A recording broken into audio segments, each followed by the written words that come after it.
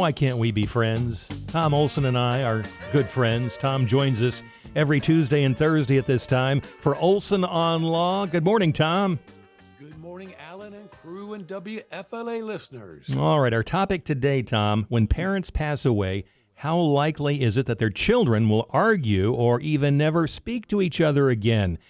Tom, do you, first of all, suggest to clients that they leave everything equally to their adult children? For those of us who remember Dear Abby, I always follow her advice, and that is to tell clients to leave their wealth equally to their children.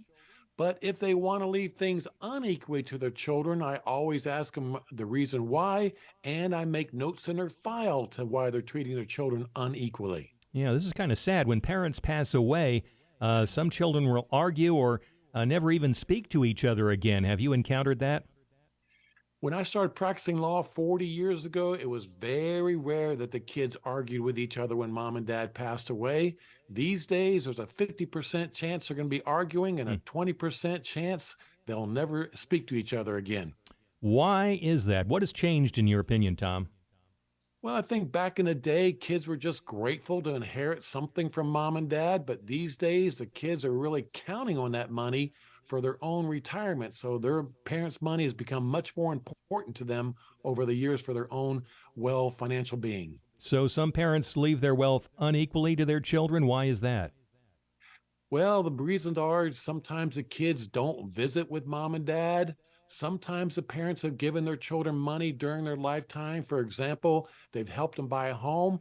But the number one reason, Alan, is that they've loaned the child money and the child never repaid that money. That's why I tell parents never, ever loan your children money. It's just going to cause bad blood. Great advice. If you need some great advice or have a legal question of any kind, Tom will be happy to answer them on the Olson on Law show. That's heard Saturdays at 10 a.m. right here on News Radio WFLA Orlando. And Tom and I do this segment Tuesday and Thursday morning on Zoom. You can catch it live or later at WFLAOrlando.com. Tom, thanks very much. We will see you next time. Thank you, Alan. And remember, for all of your legal needs, call the Olson Law Group in Orlando.